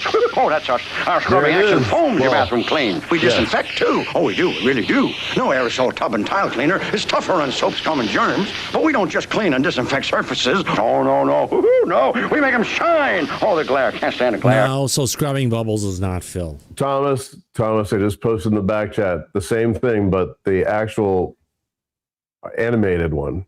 That was an that was a commercial from 1973, the one I remember. Yeah, They're ruining it for me. No, wait. Hey, Thomas, you know that you were like 1 year old. Here we go. Is this there are the a same lot one? of retired women. There you go. What power? What's just putting a muscle on dirt and scum? Oh, we scrub it away fast. Oh, we rise too. Okay, Charms, you're all washed There's up. no people. Scrubbing bubbles. There's no people. No, Phil's not scrubbing bubbles. Thomas, there are a lot of retired women who find Dr. Phil very, very romantic and attractive, you know. Well, that's fine. He's not the scrubbing bubbles guy. Maybe tight old man without the hat and the blazer. Ryan, are you a retired old woman? I'd like to plead the fifth under the Constitution. And, that's a good one. That's a good one. Yeah, there you go. But Dr. Phil has a good fan club of horny old women. I just thought to remind you. Oh, Ryan, are you a horny old woman? Do you tap into that audience, my friend? I think he does. Do you dress up as Dr. Phil to go on dates? I think he does. Oh, we better get back to plead the fifth under the Constitution under my attorney's advice. Thank you. We better get back to the UFO stuff before El Pupo leaves. It's on a radar screen, and it's kind of hard to compete with the fictionalized versions. So Actually, I'm not sure people know exactly how to take. Talking about scrubbing bubbles, are actually the number of people actually popped up watching that, but now we're getting off the subject. People are leaving again. So, okay, let's get back to Dr. Phil and his dirty coat. That, and it kind of pales in comparison to what they've been given on the big screen. Yeah, I think they have a fictionalized version of, what to imagine from movies and entertainment, as you've said. But I also think there's a manufactured fiction that is out there that our government has actually put out there. And that's not conspiracy theory. That's something that I know you yourself went through some of the government reports and actually showed that, they have been doing this for quite some time, really trying to, put out a narrative that there's nothing to see here. And I think that has also, it's not even that there's nothing to see here, but it's that, people who are in this or looking at this or who, are making reports about UAPs are somehow not credible. And I think that has been a really unfortunate stereotype, but it's also created tremendous stigma that has not only impacted the way people perceive UAP and people who report UAP, but it's had a tremendous impact on our ability to study UAP. The academic world is quite terrified of this. It's not that they're not interested. There's actually even Dr. Phil is having second thoughts listening to her. A really interesting study done not that long ago that showed that a large number of academics are quite interested, but they do not want to study it because they're afraid of the stigma and the implications that will have on their careers. Oh God, hold on. Go to like they did. There was actually a study that I saw that people were asked if they would be less likely to vote for someone's tenure if they actively studied this than if they didn't. And a material percentage of faculty said, no, I would be less likely to vote for someone's tenure if they studied this kind of thing.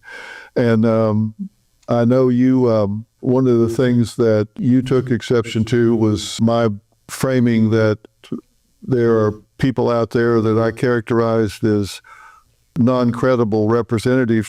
Yeah, guys who are too drunk to stand up and fish. Too drunk to fish that tell these stories. And I knew he was going to say that. You saw this before. No, I didn't. I did not see it, but as soon as I told you. No, AI didn't tell me. I just heard it. As soon as I heard it, it's like you just know what's going to go next. This is how I am watching television. I'm a horrible person to watch a movie or television with because I always know what's going to happen next. Yeah, until you're wrong, and that's when it's funny. Yeah, then it shocks me. I fucking jump and everything. God damn it. Where did that fucking knife come from? Representatives too drunk to fish. Oh, my God. You know who I just realized something? Characterized as non-credible representatives too drunk to fish. Ryan, are you still on the call? Can you say too drunk to fish? Oh, yeah. It sounds like Ryan. Yeah. I think he's at work, so he can't say anything right now. No, that's okay. Well, characterized as non-credible representatives too drunk to fish that tell these stories.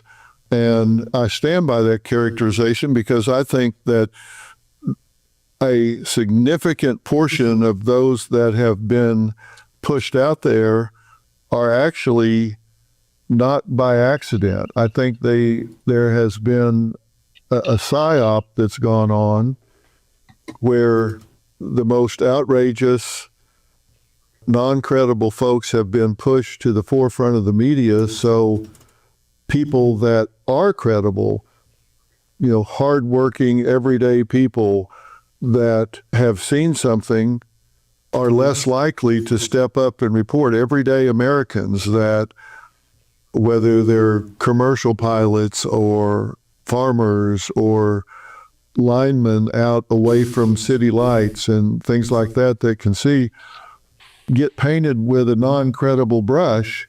And so people are saying, look, I don't want to be one of the tinfoil hat brigades, and have people think that way. And I think that's why researchers and psychologists are reluctant to embrace this and do research on it. There was a tabloid, Weekly World News, that I think for 20 or 30 years was devoted completely to putting out this kind of non-credible story. So there would be those that would say, oh my gosh, there's no way I'm going to talk about this because they're going to think I'm some kind of unstable individual. Some of the headlines from that tabloid: space alien backs Clinton, alien backs Obama for president, alien Bible found in Egypt, World War II bomber found on the moon, alien corpse found on Titanic. No, but they also went and they brought up frickin' Bat Boy. They were familiar. They were, from that one. They also had the episode, what do you call it? The one times they had it where they're talking about aliens found on recovered spaceship. I brought up the Weekly World News and people say, no, Thomas, that's not the United States. That's the United Kingdom. Well, see, Weekly World News was from the United States, Mike. This is a very sterile background for anybody. I mean, it's so sterile. It's not a doctor wouldn't even have this background. You know what has written on that line? HR. Scary is what's written on my line. I mean, don't they say people who have the white shelving on the back are in prison or something, and they're from a set? I've heard that was something going on from QAnon years ago. She looks so scary right now. I don't want to be on the other side of that desk. No. She look hot, no.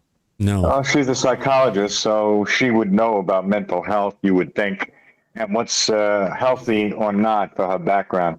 Yeah. But this looks a little too sterile to me as well. Well, she does have the nice microphone hanging out in front of her, so. Incorrect. Just these crazy sort of things that were put out there. So if somebody did see something, they go, I don't want to talk about it because... And I don't think that's an accident. I think if you go back and look at the Robertson panel, I think there was a distinct psyop put together so people wouldn't talk about this for fear of the stigma that went with it. I think that's absolutely right. And I think that it's created, stereotypes that, are perpetuated throughout our culture all the time. I think Saturday Night Live had, 10 years ago, some of the skits about people who had observed. And, the thing about that was the one where they had the two brothers together. And the one brother got abducted by aliens, and they said, "What did they do to you? They made you retarded. They made you smart." I'm trying to picture her 10 years ago watching Saturday Night Live, actually.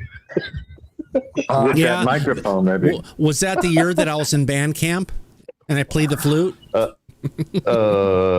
Yeah. Yeah. Stereotypes is... Never mind. Okay, that's okay. If you're going to say national security, the national security. There we go. Planky. Planky, clanky. Oh, God damn it. There you go. Thank you. I just had a bowl of spaghetti delivered, which means the national security is working really good right now because I haven't had the spaghetti yet. I mean, if she were to stand up right now as a stripper, this would be the best way to sing. It would be the end of the show. Birthday! I don't think she's particularly well endowed because she's like wearing cover up under that jacket. Oh, that's the surprise. Daryl, I could see her coming out of a cake. The background kind of looked like a set from Pornhub. Yeah. Okay, this went way out. There'd be less on the chest than watching a high school wrestler. Okay. But you know what, Daryl? Why don't you run her name? We could say it'd be as flat as the salt flats. Yeah, I can't wait to hear what Mike has to say right now. What I was going to say, Daryl, what I'm going to tell you is run her name on Google and pull up an image of her, and this way we'll know if she's well endowed or not. Sorry, I don't Megan. think she is. I'm just a passenger on this journey. The only reason why I'm even saying any of this is because I'm so afraid of the way that she looks. Sorry, I am Chris. afraid No, to be on this Chris, side. we're serious about not being serious. Right, we have that's fun a on main stuff. This is policy like a on the roast. show. Yeah. And this show is not for children, so No, this is for adults I only. specifically say it's not for people under 18. And Now, Megan let's Betts move is right. on. We need some ladies talking with you men to keep you in check. Yeah, But I we're get not that. serious, though. That's the problem. I I would wish. love to have a woman keep me in check. As all the people run away really quick, I guess, Mike, it's because your background is blue and not red. I need to fix that. Go right ahead. All right, here we go. You did a great job on the blue one. I know. We'll figure out how to make it red. If I do a red tint to it, there we go. There's something like a little bit in there always that makes it just enough reality that it feels like, somebody can latch onto it and say like, oh yes, that's really what it's like. But the truth here is that the vast majority of people who are observing things are not reporting. Kelly Brote, you're having a good time. You are our measurement. Kelly, I know you're out there somewhere. Come on, Kelly. Starts with a K, ends with a Y. There's a Brote in there somewhere. Kelly needs to join the Reporting back that. chat. We at some have point. some- We tried so many times. Research that shows it's about 5. How about you, Jan? We didn't scare you away, did we? What about our, God, yeah. % of people who actually witness something are actually reporting. And that's because of fear. Come It's on, because Peggy. of stigma. It's because they don't want to be placed into that stereotype. And so I think that that's something we have to change. And that's one of the things I think the field of psychology can help with. I think psychologists study stigma and how to reduce stigma, right? That's something they know how to do. But we have to get professionals on board and willing to stand up to the stigma. Oh my God, we have to have meetings where we go deal with hurt feelings about stigma and UFOs. Dude, the part in her hair, everything about her scares me. You could land a tiny ant airplane in the part in her hair. I mean, it's just so perfect. It's like, I don't know. I You fear can't this get past woman. it. Not the pearls on the earrings or the little. Oh, there we go. didn't even look at those. Well, I think you're exactly right, and it does come at a high price sometimes. If you if you have a professional, if you have a scientist, and certainly I think there's an estimate out there that commercial pilots report this about 5% of the time, military pilots. And, when you have to. Remember, Daryl's already 5 sheets into the wind at this point before he even started the show. yeah. So, yeah. To get a medical, they're in a real catch-22 because if they report something, they can lose their medical because if the standard is, okay, there's nothing to see, so if you're seeing something, then you can be determined to be delusional. You can be hallucinating. You can be certainly just generally mentally unstable if you're seeing things that the examiner has made a judgment are not there. So how can we turn you loose with an aircraft with 300 people on it? We can't.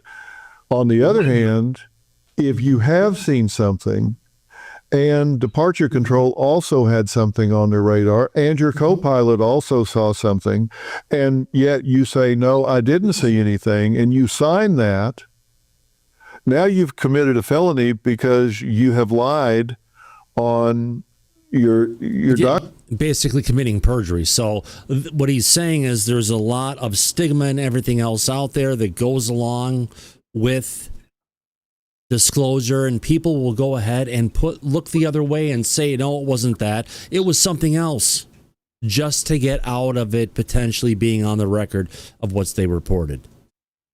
Document when you file that, and then if they go cross-reference that with the departure control records and your co-pilot did say something, you're now in a catch-22. If you say, yes, I saw something, you can get grounded. If you deny it and sign it saying you didn't see anything, now you may have committed a felony and you could lose your ticket altogether. We've created a absolutely lose-lose scenario for people, but the posture is transparency and disclosure, but yet we still have a situation where we are muzzling those people that are trained observers with highly sophisticated technological observational instrumentation, and they can't talk about it. But even when they do talk about it, people like Avi Loeb, who's the chair of the UAP Science Council, right, says we can't listen to what people are saying about this stuff. We must only go from the reports and the scientific numbers. Otherwise, we must disregard everything. Oh, Poopo, your hand is up. Yeah, and I don't know how to put it back down, but I'll figure that out in a sec. Yeah, and then Ryan Graves, it's slipping my mind what his new company is, but his I think it's a 501c3, but his nonprofit for aviation, he made a company for this so that pilots can do just this, come forward. And one of them, I believe, and I'll find the documentation for this, but a long story short, a pilot was flying, I believe, a small like jet airliner, and a UAP hit this plane, and they had to do an emergency landing. And so it's dangerous if these pilots can't actually discuss this thing or even discuss UAP because they're actually Are they 100% sure it was a UAP and not something else? Because considering the flight characteristics and what these things can do, hitting a plane just seems like not a possibility. It says they got hit. The paper and it says they got hit by a metallic orb. Metallic sphere, metallic orb or sphere, basically. And you look at the plane, there's clear damage to it, and it wasn't a bird. But that's basically the point. Like this can and will eventually cause more problems up in space, especially when there's more planes and whatnot flying up in the air. Satellites and all different kinds of stuff that we don't know what the DoD is putting together. Yep, exactly. And so if you're shunning these pilots to not talk about it, it's dangerous, and we've already proven that it's dangerous, and it's going to be more dangerous. Great point, my friend. Thank you. I mean, I just want to announce to the audience that we have none of your business in the back with us right now. So we do have a woman with us to keep things under control. Just so everybody knows, it's not just all men back here. Doors always open. That's right. So, and Daryl, I was right. She's got the chest of a young boy. I just looked it up. Oh my God! I said it was like looking at the sod flats. That was close enough. Yeah, you hit the nail on the head. That's okay. Mind-blowing, the contradictions in the system that we're saying is transparent right now. I mean, that's exactly right. And that's what contributes, the stigma continues because people aren't allowed to talk about it. And they are, and to the fact that the stigma is keeping people from, being able to talk about their experiences means that we don't have data, means we don't really know what's going on. It means that, we're really sort of going into this disclosure period very much in the dark. And we need to, fix some of these systemic issues in order to get people to be able to talk about things. I think they're trying. I think, little by little things are happening, but I think there's so much more than little by little, Mike. Things are happening. Yeah, they are. All right. The guys laid into Phil a bit about his hair. We are not sexist. We treat everybody the same. Right. Yeah. that needs to be done. Why do you think there's not more of an outcry for information right now? I think that, that was actually one of my original questions when I first, because I'm, relatively, I would say, new to the whole UAP subject. But when I, first started to pay attention, my very first question was, why is no one talking about this, right? I actually published an article on Psychology Today and to try to really understand. And it was fascinating to me. I got, it got posted on a number of Reddit feeds and got, there were thousands of comments that I got to look at. And really, so many people were basically saying they don't care. They have other issues. They have to, worry about, paying their bills, the price of gas, the price of eggs, right? They have everyday real life issues. Right. And that's what we've been saying for the longest time, Mike. If disclosure comes across on a Friday, by Monday, the people will be over it and they still have to go to work. They still have to pay rent. They have to buy gas for their vehicles to get to work. They have to buy food. They have to pay for, the shelter over their heads. So even if disclosure comes, it's not like the world is going to come to a fucking end. Well, they don't have to buy things. They could actually rob people. I just, Down. Society has to continue. You hope. We can't. I hope. We can't deal like this is like in downtown Seattle all the time, where crime is rampant and people are just walking into stores and walking out with stuff illegally. It has to, Oh my God, dude! Don't tell me. Don't as well as I do that will happen, and it's going to continue. It's already happening now. Oh, I know, but not like riots in cities from the riots are going to be over the toilet paper from Costco. Watch. Yeah, but human beings never ever waste a good crisis. No. Let's take something good and fucking destroy everything, like when the Knicks won. I agreed real quick that even though if we do get this disclosure on a Friday, we're still going to have a credit card, bill, no matter what. The credit card's still going to say, I don't care. The aliens are real. Where's my money? So regardless, we're still going to have bills coming in and we're still going to have to go to work. So there might be a couple riots. There probably will, but we'll still have to go back to work. That only works if and trust me, I hope you're right, because I like air conditioning. I don't know where it's going with that. But it only works if the majority of people agree with you. Because if half of people don't agree with you and they do stop doing what you expect them to do, then it's chaos. So anyway, that's why you need somebody like her, I guess, to talk about this, and Dr. Phil, psychologist, to study these things. Yeah. Personally, again, I love air conditioning. I want people to make electricity. I'll pay my bill for a little. I like to sleep at night. I like it cold.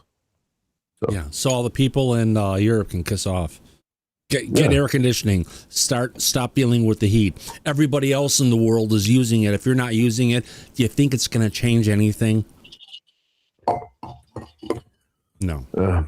So many questions to think about. And when you have so much, overload in just sort of daily survival, there's very little time to, speculate about things that aren't really personally relevant to them. Well, you had a great graphic in a white paper you did. It was on page 8, what disclosure information runs into. And you listed a lot of things inside. It was so well done about what it runs into. Talk about that a little bit, because I think that was so comprehensive and so well done. And one of the things that you put center stage was just everyday priorities. Yeah. So, as I said before, right, information isn't what determines response. It's the way people interpret it. And one of the things we know as a psychologist. Hold on. And I think that's what we would all want to do, and that's the right thing to do. Dear friend of mine, and I feel it endemic upon you know of, but I don't know of anyone that has been through any particular training protocols to deal with those sort of answers, providing that kind of support or help. And you said that need to happen there. The good news is that there are many set up. I'm currently working on there's an appetite that your government's been lying to you. That was a wake-up call to you. Come on.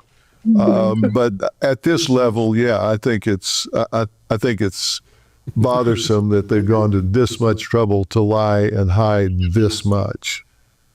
Well, I think that's exactly right. And I think it's hard for that to even penetrate a lot of people's minds, that the government could go through to this extent to try to hide something. I think that for many, people, they translate.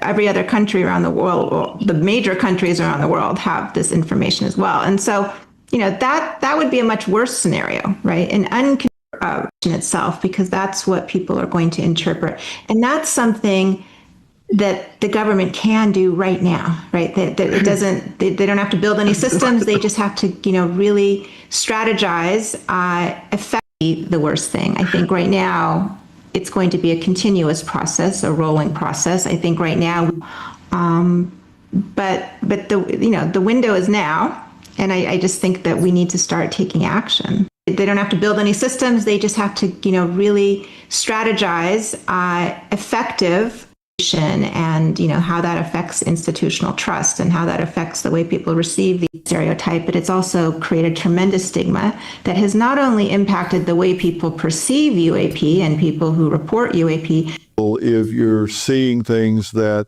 the examiner has made a judgment are not there. Management, systems. That's why we have, whole, FEMA exists. And I made some. Okay, Daryl, I'm sorry. I was through the scrubbing bubbles job going on there. If you just jumped around in the conversation from back to front, whatever it is, it just sounded like the same conversation going forward. I'm sorry. Hey, I'm telling you, just advance it to him 1 second, and if everyone doesn't see the likeness, and we don't know what information gets released as well. And the fact that we don't know makes your point of getting ready for what may be something we need to deal with a top priority. And we do have organizations that have infrastructures that keep us from starting from zero. And we have to find a way to engage that. And you said the magic word, money. You got to follow the money and the funding, and I think that's something that we can have an impact on. Yeah, absolutely. One of the things you were alluding to, just Mr. Williams took that are perpetuated throughout our culture all of the time. I think Saturday Night Live had 10 years. The posture is information would travel so rapidly, it would go around the world. And, even a small number of people responding poorly somehow, intended to manage people. I think people respond so much better to. And, you and I've just barely scratched the surface. I hope we can continue this dialogue and maybe take some steps to help get some of these things done. And I'll bet you together we can move the needle.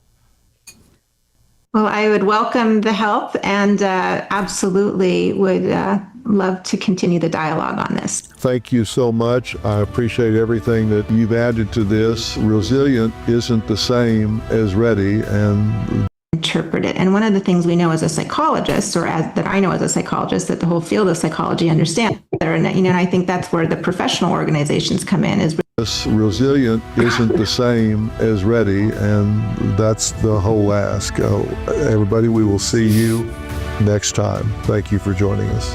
And don't forget, you can watch all new episodes. Oh my gosh. I've never done that before. No. I've never done that before, but it just kind of worked. Oh my God.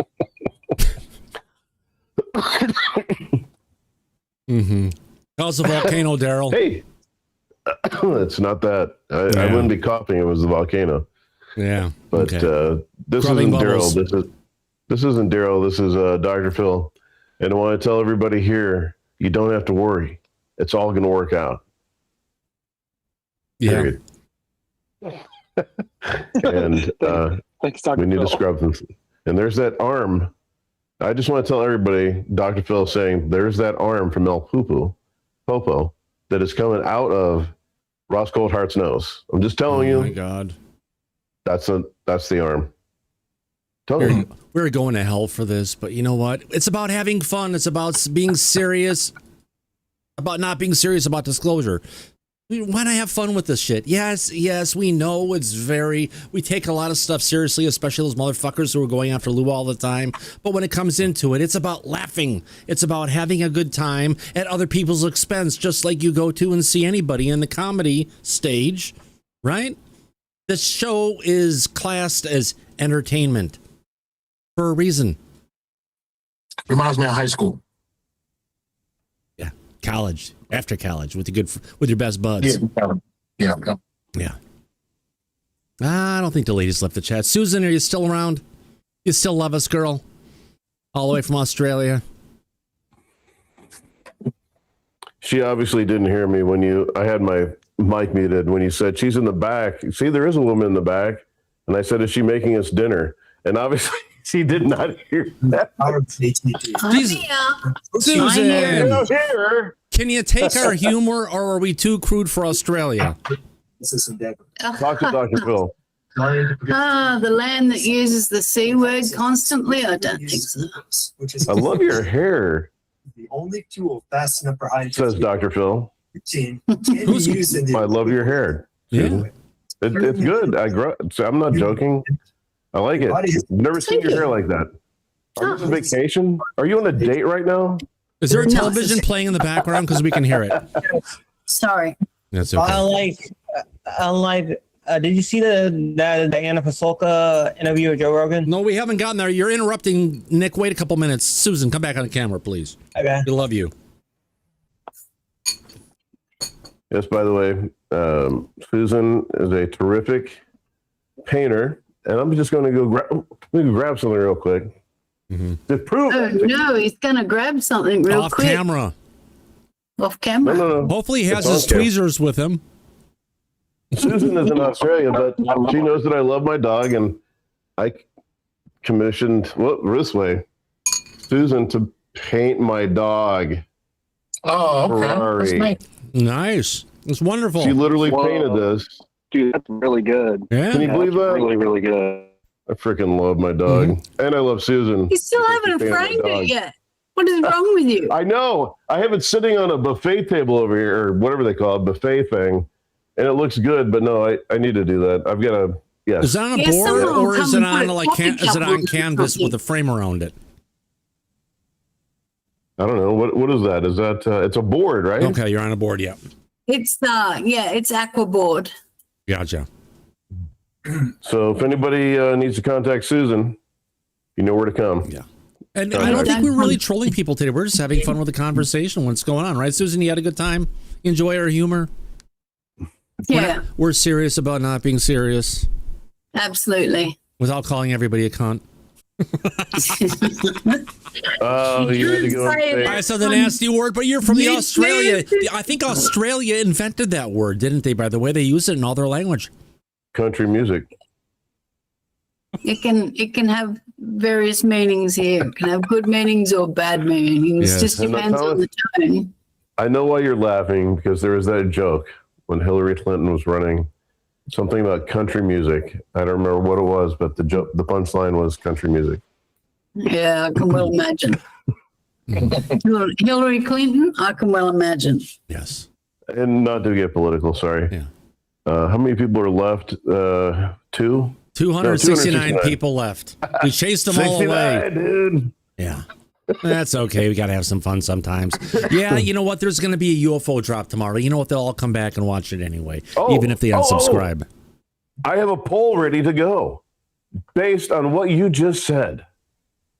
Okay, let's do it. Ready? We've been waiting all night. All We haven't right. had one fucking survey. Well, that's right. Here it is. Here it That's is. right, Why am I Bob. Here's your joking? next survey. Dun-dun-dun-dun-dun-dun. Actually, I've got the music. I sent a on. video in the back. Okay, we'll get there in 1 second. Nick, thank you very much. Will we get a tranche number 5 tomorrow? Yes, audience, this is your chance and your Yes only or chance no? to go ahead and vote. Are we going to go It's ahead and already get up. a tranche Mike. of files tomorrow? Let me go just ahead and yes get or no, Daryl. When we get it. It's already Well, up. I need It's to already get up, it bro. up on the screen. I'm 10 There minutes we ahead of you go. on Are this we one. going to get a tranche tomorrow? 72% of our audience so far with 36 participants in it so far. Thank you very much. Yes, we don't need to see Gerb. Yeah, leave Lou up there because he's integral to this place. All right. I 66. No, I I even need added a it High to my Dr. Phil calendar. podcast. There we go. All right. So, will we get a tranche 5 tomorrow? 72% of our audience. Okay, Google, set a timer for 1 minute, please. All right, 1 minute. Starting. Now. All right. So, even though it's just starting and what's going on, we'll give it a little bit of time because we usually do a minute, 30 seconds. But, we got 52 voters in. Can we get to that usual number of 77? Time will 54, tell. 55. With 41 seconds 56. left. Nunya, did you vote yet? Oh, she didn't vote. No. Look at that. You know what it is? Because I had the wrong music on. You There can we count go. me in. I can't. Okay, I don't. also- like, you can't. Also, Nunya, something you should do is like the video. Like and Yeah, subscribe, go ahead. folks. I generally do. I generally do. Generally, I know, but that's not all the time, generally. And guys, we do this for you. I keep the show going every night, even when there's not a lot of shit for us to cover. And people are like, you don't have enough for us to cover. But what I'm giving you is the opportunity to come together as an audience and hang out and have fun. It's that missing thing that people don't realize that I do, even though I should sometimes take a day off. Just saying. Right. Or not get up at fucking 5 o'clock in the morning to cover UFOs. But all right, so There you go. Regardless. we got up to 70 votes. Can we get fucking 70? Can we get 7 more votes? Up to 71 votes. We are beyond our time, folks. But the audience is at 70, 30. I don't know if this will work. But I just threw $10 out to buy votes. Oh, thank you much, Daryl. Appreciate that. Holy cow! We got a super chat here, folks. Yeah, buying votes. Let's go. Yeah. 72 people. They're all some feed and for one the took a chicken. vote back. 72 again. Yeah. 77. There's come a on, we can get to 77 club. There's 275 people watching me. The 77 club. There's 4 people in the bathroom, 3 people in the bathroom now, and coming back. 3 left to their go. Phones. 75. There we go. 2 more people from the bathroom. 74, Just 74, remember, 75. whether We got you 75. Can it we doesn't get a make any 76, 76? It doesn't Come on, make any difference, let's hit a gentlemen, if you're in the 76. We're at bathroom. 75. Here we go at 76. Can we hit 77? Come on, we're at 76, 76, 76. And if we can see a 77, we can go ahead and bring it to the close. Oh, and we've got There it is. 77. Boom. Yes, we've 77. won. Welcome to the 77 78. club. There we 78. go. We got it. Just remember, it doesn't matter whether you shake or dance. The last drop is always in your pants. Just run right back to the show and cast your vote. There you go. And doing the The whole auctioneer. Yeah, I've been watching some shows where they have some auctioneers on it. I've heard how what their technique is, and it's just that kind of stupid thing talking about them or where you want to get it to. And we got it. Thank you very much, audience. And I know you love that music playing. So it's turned off. Yeah. Good show, everybody. Happy Thursday. Hopefully, I get to get up at 5 o'clock tomorrow morning. And I get to go ahead and put together a title card for tonight's show. The show's already set up. I'm just going to let it, the whole setup I have for Google Meet, so I don't have to deal with that shit when I get up at 5 o'clock in the morning to come down and press the button and I guess change the title card. That's what we've come down to. I hate to get up to have to come and press the button. Well, then I'm pressing the button, I'm live and everything else, and then I have to send off the email to the office saying, hey, I'm going to be out today, vacation day. Oh my God, that sounds horrible. No, someone just said, be sure to drink some water. Yes, my friends, that's true. If you're always drinking or following along with the national security, the whole thing you want to do, Daryl, is stay hydrated. You must hydrate. Cindy Fuelhauer says, Daryl, do you believe Daryl painted the picture of Snells? No, I did not paint that picture. No, none of your business painted the picture. Susan painted it. There you go. Good job. Yeah. See, hopefully Cindy can admit her faults in regards to this and come back tomorrow. We love you, Cindy. All happy. Nunya did it. She even I think she even painted some pictures for Rick Doty and a bunch of other people. Absolutely accomplished. Her hummingbird pictures that she's done as other stuff. It's just she wasn't trained as an artist, and one day she just started painting, and fuck, she can paint really good. And there is a price, so don't everybody flood her with like, can you paint a picture of whatever? Just understand she's, her time is money. No. As you should. It's a passion. But it's worth it. She's very talented. Mm-hmm. What do you think? Oh, I know. She's done amazing work. Susan, do you have anything there that you can just hold up right away that you're working on? Oh, here we go. She has to say something, otherwise she won't be on camera. Say something, Susan, so we can see on camera. Oh, she's grabbing something off the back wall. Here it comes, everybody. It's going to be amazing. Well, she just has to say something, and everyone else quiet when she talks. It's going to be amazing. And you're muted, just so you know. Sorry. There you go. Oh, nice, very nice. I can't see shit because you guys keep on fucking talking. Beautiful. Say something, Susan. Sorry. Yeah, it's a raccoon. Look at that. My American friends. Can you see that? There we go. Oh, that's beautiful. Nice. Good. That's fun. Oh, like a real picture, yeah. Yeah, don't forget we got the really sun. retarded one up here in Seattle. I think it may be related to the Kurt Mayer. Whoa. Beautiful. Well, here's one. Wait, we got something else. And here is a lollipop. Oh, the lollipop. Sorry, say something again, Nunya. I think that thing, that back thing I've got is causing issues. So, effects. We're good. I pinned you. Looks really good. Here, see it? Yeah, it looks really great. Thank you for sharing.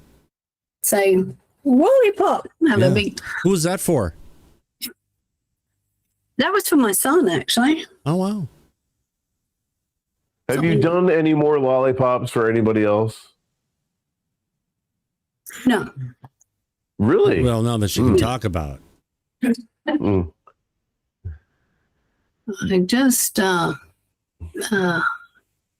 let me just drop this background thing. Yeah, you hate snow. You hate snow, Susan. I hate snow. And I just recently went to the snow. I'm grounded, Megan. Really? I can't. Grounded? Get this off. Yeah. Okay. Apparently something I said. Ooh. What'd you say? I don't know. Probably just being myself. While you were tonguing your lollipop, apparently Thomas said something. I don't know. I wasn't paying attention. I was totally distracted by you tonguing the lollipop. He was talking about the tonguing of lollipops, and I was like, really, Susan? No other lollipops? That's what I said. Oh. Okay, so What's the price? I know we need to leave, but what does a liter of gasoline cost right now in Australia? oh, I'll have to have a look. I don't. When my car's hungry, I just fucking feed it. You know. Oh yeah. I don't pay attention to the Bowser or just okay. feed it. All right, I picked the wrong person. Susan's a snob, everybody. So Yeah, it's hungry. I just feed it. Yeah. Susan used to be a cop while she's looking for pricing. Yeah. Cop artist now. You ever thought about painting anybody in handcuffs? Or painting fluffy handcuffs. Oh, she's so naughty, that Susan. Yeah, true. All right, it's become the Susan show. Susan is just all about No, Susan. it actually now. let me go ahead and just take everything here and pin both of you up since there's two people talking at the same time. How about Don't that? pin me, man. Why are you pinning me? Why not? $2.98. No, I'm joking. I know. $2.98. So there we go. 19 cents. $2.19. Oh, okay. So it's essentially like $8 a gallon. Yeah, but then there's the exchange rate from Australia to the United States, and boy, their currency is screwed more than Canada's is. It sucks. Yeah. On that note, I want to thank everybody for coming out to this episode of Disclosure tonight. I want to thank everybody, especially for your super chats. Happy frickin' Thursday. Hopefully we've got some disclosure heading our way tomorrow. Some super chats that came in. I want to go ahead and thank specifically Peggy and Steve. Thank you very much, you two. Appreciate that greatly. Where is that at? Susan does rock. Daryl is here. Thank you very much. You rock. Definitely. The Vern do once. Who's a Nana Polina Luna chick? I'm not sure who that one is, but national security coming from. Okay, we can unpin. No. Pin. Let's go ahead and do that. And I can unpin Daryl since you're actually talking right now as well. I'm talking right now. All right. So, yes, that we got Vern Dude, who's a Nana Polina. And also, we had two. Fuck, I'm about empty. Let's finish it off. We had two national securities, Daryl, from the Vern Dude. National security and national security. There we go. Thanks, Vern. Thank you, sir. Vern. National security. Sweaty Nerd also participated. Thomas has got the last of his national security. Sorry, go ahead, Sweaty. Yeah. All right. All right, my friend. On that note, and then Banana Buoy, we need to demand everything and expect less. Absolutely. That's part disclosure. On that, my friends, I want to thank you all for coming out. Sweaty, thank you for being here. Yep, no problem, brother. Mike, thanks. Actually, Daryl, thank you for being around. Wonderful having you here. Was this live? I thought this was just like a... No, we're still Google live. Meet. Oh, I thought we were just in a Google Meet. You were live all this time? Okay. And Mike, thanks for being around, my friend. Oh, Happy my pleasure. Yeah. Thursday. Yeah, happy Thursday is right. And we'll see if we get the drop tomorrow. If we do, I'll see you bright and early in the morning. Oh, yeah. Absolutely. Same bat time, same bat channel. I want to thank everybody for being around tonight. And as we usually say at the end of every episode of Disclosure tonight, eyes open, no fear, be safe, everybody. But go back to Party City where you belong. Absolutely. We'll catch you on the flip side. Take care, Daryl. Take care, everybody. Take care, Mike. We'll see you later. Bye-bye.